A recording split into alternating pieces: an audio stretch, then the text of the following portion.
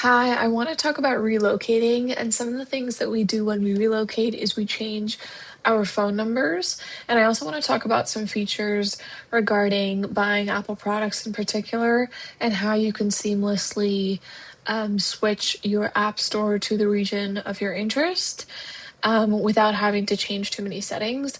There have been a lot of improvements this time around when I relocated in 2026 versus when I first relocated in 2018 from Singapore to the US. So I want to talk about how this time around I had a much easier time and everything that I have learned.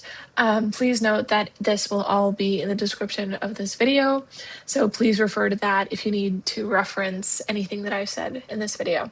So the first one is changing phone numbers. And if you bought your phone through a phone provider in the US, such as myself, I did that with Verizon in the US. Something that you might have heard of is geolocking that some phone providers do. So to check if your phone is geolocked, you can go to settings, click general, click about, and then you'll see this title called network provider lock. And it should say no SIM restrictions, or it'll say otherwise if you do have SIM restrictions. And that basically means that if you have no SIM restrictions, you can put in a SIM card, an eSIM, or a physical SIM card from any phone provider. Other than the phone provider that you bought the device from, like the provider that you bought the iPhone from. So regarding getting an eSIM, at least in Singapore, you can do it online, and it's really easy to do that. And it takes about 5 minutes to essentially pick a phone plan and decide that you want to get an eSIM, pick the phone number that you like, and then start paying for that plan, either prepaid or a postpaid plan. And pretty much within 5 minutes, you get an email with the QR code to activate your eSIM, and you can scan that QR code and get that mobile data plan on whichever device that you scan that QR code with. So it's quite an easy setup, and I was pleasantly surprised with that. Now, here's the interesting thing. When I moved from the US to Singapore most recently, I wanted to keep my US number in case I needed to receive important messages on that phone number, but I didn't want to delay getting a new Singapore number. And the big answer to this is that you can have multiple phone numbers at the same time. So the way to toggle between these lines is to go to settings, check under mobile service, look at the SIMs drop down options. So under SIMs drop down, you see all of the phone numbers that you have on that device, and you can click into these phone numbers and turn those lines on and off. And that essentially turns on and off whether you can receive phone calls and messages to those phone numbers. Now, you can have multiple phone numbers on your device. When it comes to WhatsApp specifically, I've had an issue once before with WhatsApp migration of chats when I upgraded my phone. And unfortunately, with the phone number switch as well, it's not the greatest option, I suppose. Essentially, your WhatsApp account is linked to a single phone number. So it's not linked to an email or anything, it's just a single phone number. So the way to change or update your WhatsApp account to your new phone number is on the WhatsApp app itself. So you go into settings. I believe that's on the bottom right-hand side of the app. You click account, and then in that option, you see change phone number. And once you select that option, you have to provide your old phone number as reference, and then provide your new phone number that you want to migrate your account to. So WhatsApp only holds one phone number, and once you do that, you have the option to notify certain contacts or all of your contacts about the new phone number. And essentially, when people message you on that new phone number, it creates an entirely new WhatsApp chat on the other person's end, since it looks like they are essentially contacting an entirely different account. So those were all the things regarding phone numbers and getting a new phone number and how to sort of make that transition.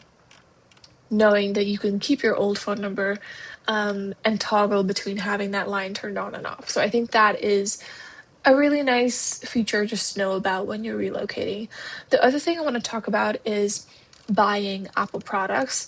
Um, the big takeaway here is that it has truly become region agnostic to buy Apple products, meaning that you can purchase these products at an Apple store in any location that you might be in, and that can be different from the location of your phone number and the location that you live in, which I think is how it was designed to be.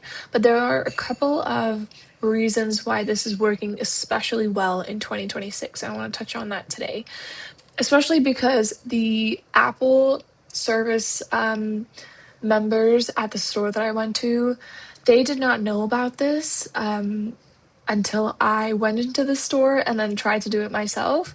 So I wanted to come on here and share what I found.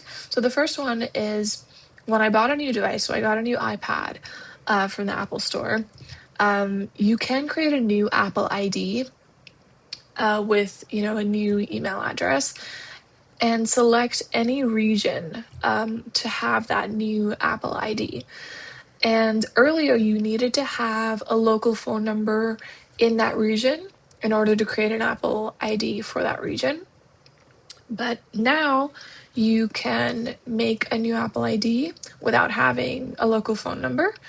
And the only thing that this Apple ID initially impacts is things like the weather, the time zone that your phone defaults to, and simple settings like that.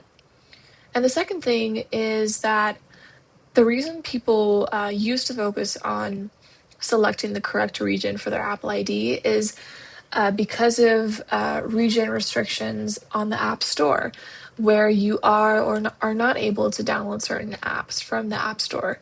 Now you can change the location of your App Store in two ways. You can go into the App Store itself, or you can go into settings.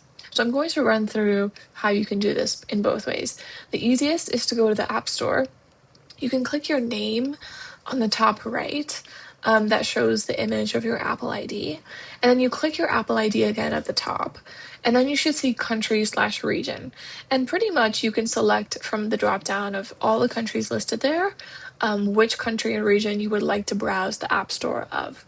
And then you can respectively go into that region's app store and download whatever local apps that might be available in that specific app store.